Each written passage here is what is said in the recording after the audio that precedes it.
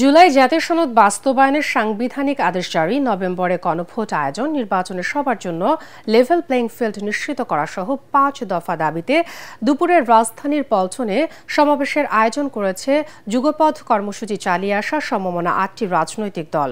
দলগুলো হলো জামায়াত ইসলামী, ইসলামী আন্দোলন বাংলাদেশ, বাংলাদেশ খেলাফত মজলিস, নেজামে ইসলাম পার্টি, বাংলাদেশ খেলাফত আন্দোলন, বাংলাদেশ ডেভেলপমেন্ট পার্টি এবং জাতীয় গণতান্ত্রিক পার্টি।